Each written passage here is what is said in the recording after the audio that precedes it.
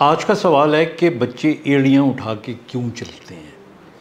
دیکھیے، عام زندگی میں جو ہمارے نارمل بچے ہوتے ہیں، اگر یہ چلتے ہوئے ایڑیاں اٹھائیں تو 2.5 پونے 3 سال کی عمر تک اگر یہ اٹھائیں تو کوئی پریشانی کی بات نہیں ہے، یہ آٹومیٹکلی ان کی ایڑیاں نیچے لگنا شروع ہو جائیں گی. So they don't actually need any kind of a treatment.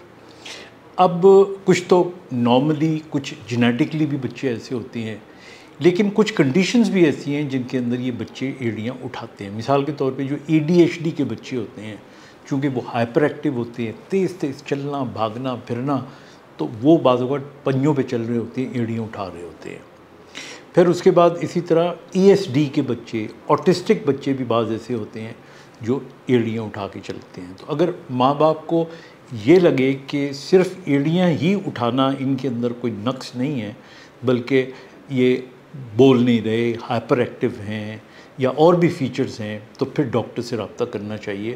ورنہ تقریباً 3 سال کی عمر تک یہ آٹومیٹکلی خود ہی ٹھیک ہو جاتے ہیں اگر بیماری کوئی نہ ہو. پھر ہم تھوڑا سا اور آگے آ جاتے ہیں.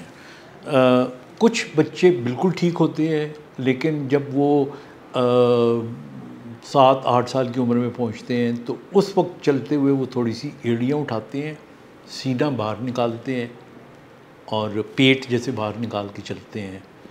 پھر ان کے ساتھ یہ بھی علامت آتی ہے کہ وہ نیچے بیٹھ جائیں تو بیٹھ کے کھڑے نہیں ہو پاتے، یا اپنے گھٹنوں پہ ہاتھ رکھ کے کھڑے ہوتے ہیں. تو اس کنڈیشن کے اندر جو ایڑیاں اٹھا کے چلنے والے بچے ہیں، ان کے اندر ہمیں یہ شک ہوتا ہے کہ انہیں مسکولر ڈسٹروفی کیوں نہ ہو. تو اگر آپ کو لگے کہ 5-6-7 سال کی عمر میں بچوں نے ایڑیاں اٹھانی شروع کی ہیں، تو اس کے بارے میں پھر سوچنا چاہیے. ظاہر آپ کو ڈاکٹر سوچے گا، ڈاکٹر کو دکھائیں.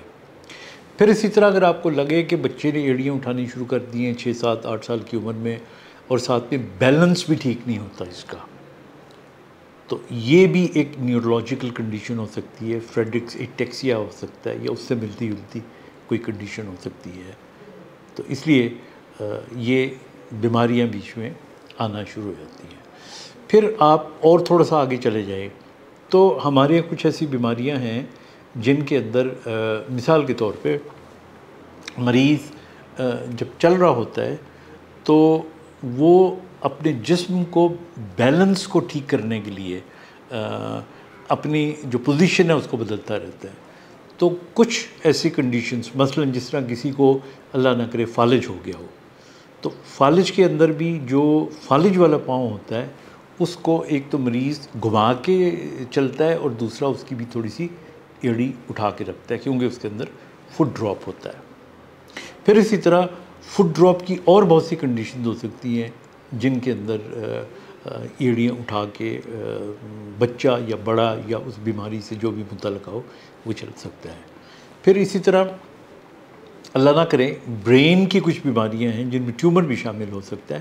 لیکن میں کنفیوز نہیں کرنا چاہتا، میں آپ کو سمپلی بتانا چاہتا ہوں جو مین کوسچن آتا ہے آپ کی طرف سے وہ یہ تھا، وہ تمام بچے جو ایڑیاں اٹھا کے چلتے ہیں 3 سال تک اگر وہ چلتے رہیں تو پریشانی کی کوئی بات نہیں، لیکن پھر بھی اگر وہ کنٹینیو کریں تو ان کو ADHD کے لیے ASD کے لیے ایک دفعہ ڈاکٹر کو چیک کروا لیں.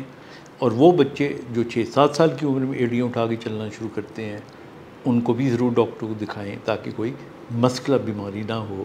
اور اگر بڑی عمر کے اندر ایڑیوں پہ اٹھا کے چلتے ہیں تو کوئی نیورولوجیکل ڈس آرڈر ہو سکتا ہے. آپ ایک دفعہ ڈاکٹر کو ضرور دکھائیں. اپنا خیال رکھیے گا. خدا حافظ.